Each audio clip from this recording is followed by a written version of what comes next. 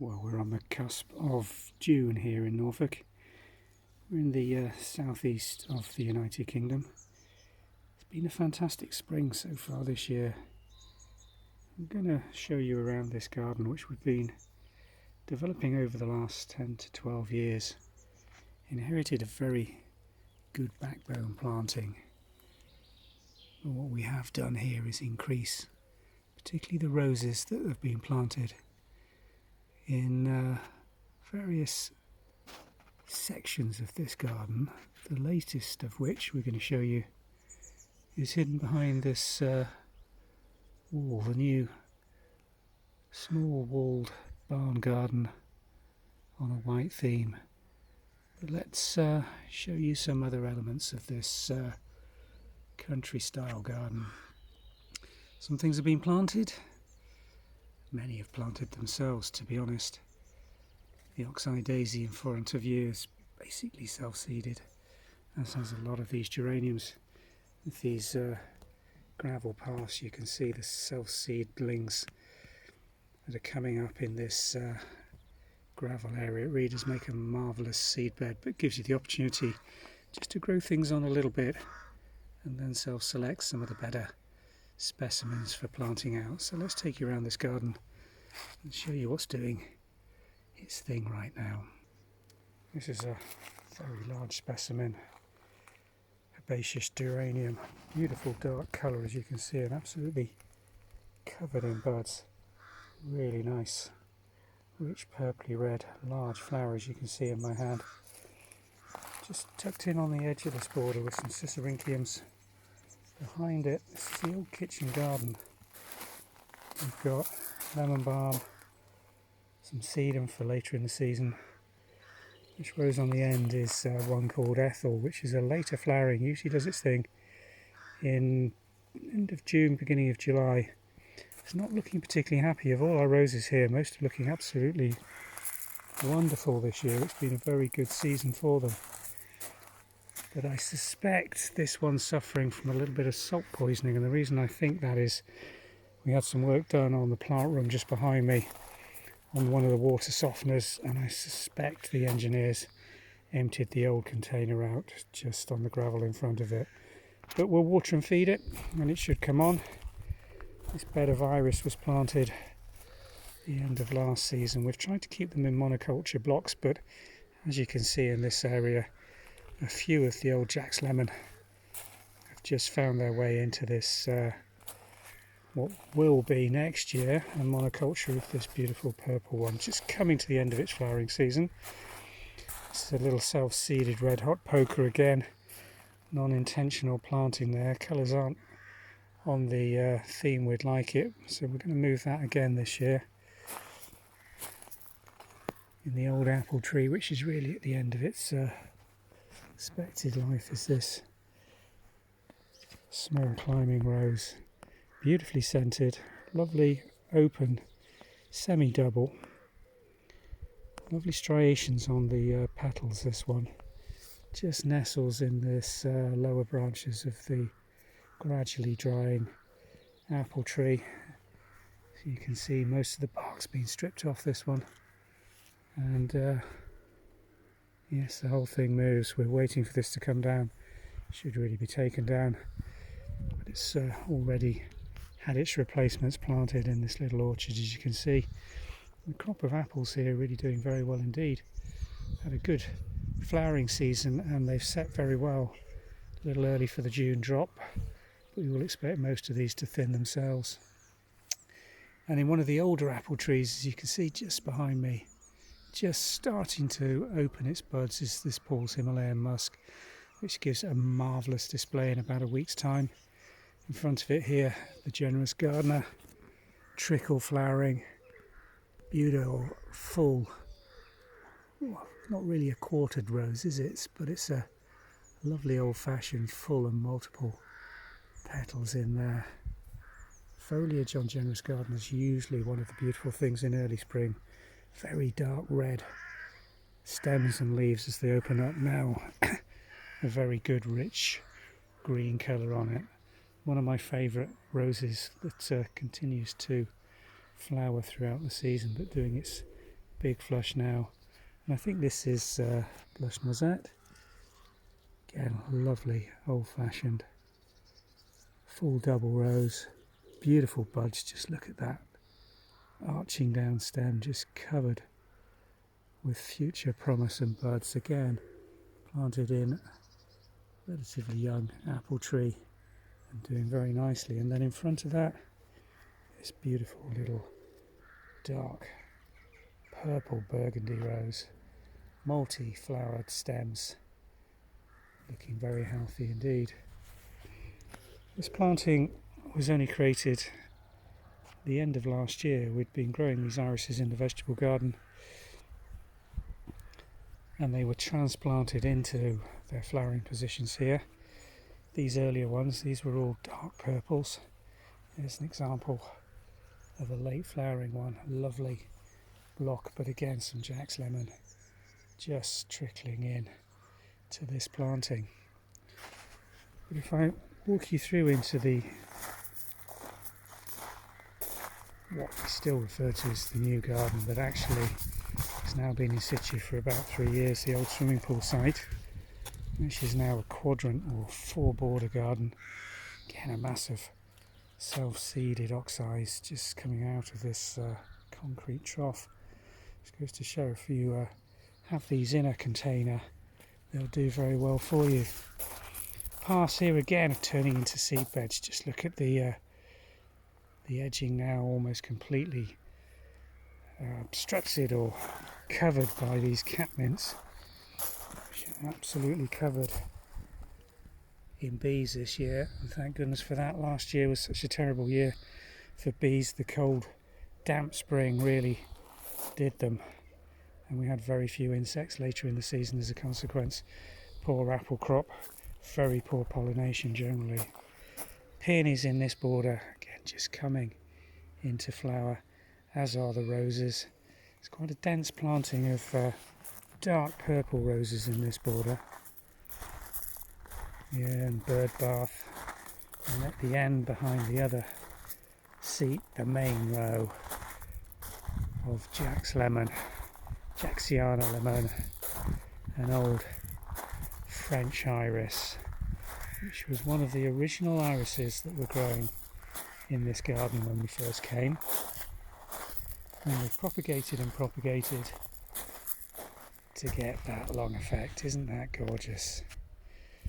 Irises really, if you've got the space to grow them as a monoculture en masse, give this fantastic big display. On the end of this row, we've got Siberian irises. Let me go and show you those. Most vigorous and easiest to grow is the blue. They form large clumps, gradually growing outwards. They tend to exhaust the soil in the centre and really benefit from splitting, dividing and replanting in fresh compost after about 4 or 5 years. We've got 3 or 4 clumps on this, what used to be a rose arch, but we've really struggled with the roses in this position. I think we've got honey fungus or some other disease that's really killed a lot of the roses. There was a fantastic generous gardener for many years on this end arch, and that's gone now. And we are, rather than replanting further roses, now concentrating on clematis and honeysuckle in this area. These giant ball alliums are always a little later than the ones we've planted along the front of the lavender further down this border. They're slightly sheltered behind this wall of ramblers, which again, just look at the buds on these, going to be fantastic in about a week to a fortnight's time. The little clematis comes up year after year in the mix of this and flowers a couple of weeks earlier. And again, another planting that we put in with the irises around this bird bath, now in its 2nd year, and flowered really well, just coming to the end of its season. And behind that, around the power cable supports on the pylon, it's not a pylon, it's a wooden post really, just starting to flower, is the rambling rector. planted almost 10 years ago now. One of the most reliable and spectacular roses, if you can give it the space just to ramble away and do this. Must be all 15 feet tall. Planted behind that, we've got the quince, flowered really well this year. Set a good crop of quinces. This is a large edible quince. There's an example of the fruit just starting to develop. A terrible scab last year, almost black spotty scab, but this year leaves looking much healthier, and we did no treatment at all on it. This goes to show we garden this largely organically. Try not to use any pesticides or weed killers where at all possible. Just let nature do its thing. Roses up the western aspect around the old front door of the farmhouse, flowering very nicely. And this long walk down to Rosa rugosa at the bottom has been a mass of rhododendron, dark reds and pinks. Still a few buds coming on, as you can see, but largely now finished and setting seed. This bank will be tidied up and trimmed as soon as all the spring bulb foliage has died back. Again, more self-seeded oxeye daisies. This little rose here is Mannington Mauve, one of our local specialists. I think they propagate these in conjunction with Peter Beals. Really nice little multi-headed rose. Grows very well here in Norfolk. Nice little clump, you can see the volume of flower coming on that. And then the large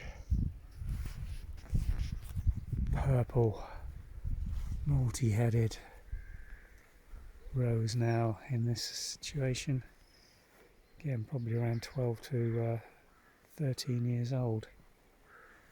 Long border now, quite subtle at this time of year. It's been a mass of tete-a-tetes and February gold daffodils, followed by hyacinths, now all invisible in the mass of self-seeded cottage garden plants. More Siberian iris, a lot of later flowering shrubs in here. And then the rose planting, absolute mass of yet to open and do its thing. Rosa d'Arèche, probably about 20 plants. These were cut down to the ground when we came here, and they weren't doing anything. A few tree peonies in the background, which are bright yellow varieties earlier in the season, now finished. And again, underplantings of geraniums. Little peony struggling for the light there, not doing very much at all. Benefit from moving into a fresh position, I suspect. Bluebell patch at the end, now a massive, almost finished. Cow parsley, again, just got to leave these to reabsorb the goodness into the bulbs for next year. As you come round here, it's the long views that have been planted to create pathways that draw your eyes and the vistas down to trying to compartmentalise areas in the garden. And again, looking back over those Jack's Lemon irises that form that block of colour along the front. Quarter garden, no particular colour patterns emerging just yet in there. The rose through the ivy, I think, is another climber that's been in there for about, well, before we took on this garden, certainly. So I'm not entirely certain on the variety. And then round the back, going where we started, those mauve irises, just a big enough block to draw the eye. And if you can just see to the left of the old plant room shed, we've got another block of tall Siberian iris, and in the foreground a repeat planting of the Jack's Lemon, just again to repeat the planting and draw the eye down the long view.